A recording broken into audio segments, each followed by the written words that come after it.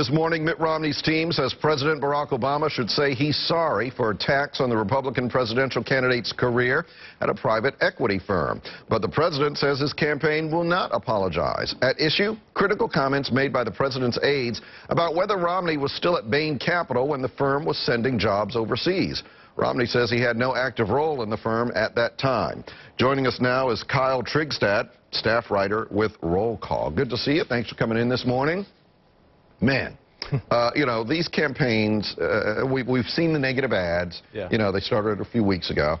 Things really, it seems to me, took a turn this weekend with everything that he just described there. Yeah. The president's team is talking about Romney's time at Bain Capital. Romney says, well, I wasn't really running things during the time that they were sending jobs overseas, right, but he has signed documents at that time for the SEC, indicating that he was still president and running things and all that kind of thing. So there's some discrepancy there. How is this all going to play out with the electorate? Is it getting too nasty? It is getting nastier, and you're right about that. But the fact that Romney did 5 network television interviews on Friday afternoon, Friday evening, shows you how concerned they really are about this. And if you think about it from the president's point of view, every day we're not talking about a slowly recovering economy is good for him.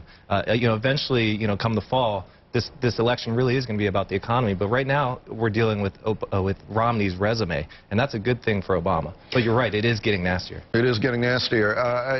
Now Romney's people are saying the president's team at least really needs to apologize. Mm-hmm. And I think what they in particular are upset about is a suggestion that, okay, well, one of these stories is right, one is wrong, and we could be talking about a felony here. Yeah. I guess if he said he was in charge when he wasn't in charge. Are they going to get an apology? Obama says no. No, they're not. And, you know, the Obama team is waiting for him to really explain what actually happened, because most of his explanations so far just really sound more confusing than ever. And so actually Romney's now, they're trying to pivot from this. They don't want to talk about this anymore. They don't even really want an apology anymore. They'd rather people just stop talking about this. So now they're turning the page. And they're going to accuse Obama of crony capitalism, you know, using his office to help political donors with big government contracts. So that's what we're going to be seeing this week. Is it, you know, I've heard some people say who were Obama supporters the last time around that they had hoped that maybe his campaign wouldn't take this kind of tact, this kind of tone. Could there be some blowback from that, from the heavy negative ads? There could be. You know, mostly among independents, I think Democrats really like this. They want to see this from the president. He's someone who, you know, the 2008 campaign was pretty tame compared to this. And so I think this is something, you know, some of the hardcore Democratic base may appreciate him going after Romney. They don't like Romney so much. Mm-hmm. But what he's worrying about is some of these outer suburbs of Virginia, Richmond. You know, are these independent voters going to be turned off by this? We'll see. But I think a lot of people still aren't really tuned in until September. Mm-hmm.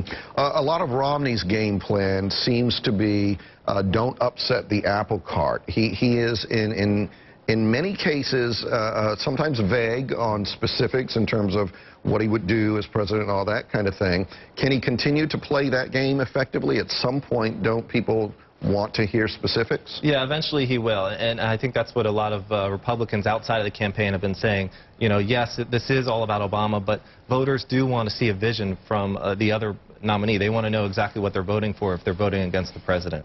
And Romney's tax issue. Even some Republicans are saying, come on, get this over with. Release the taxes, release the taxes.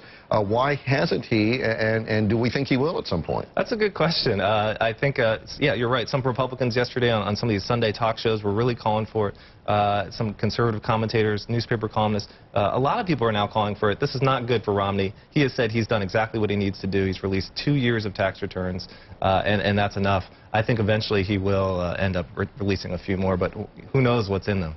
All right, very good. Kyle Trygstad with Roll Call. Thank you very much for coming in this morning and talking to us about it. Thank you. Appreciate it.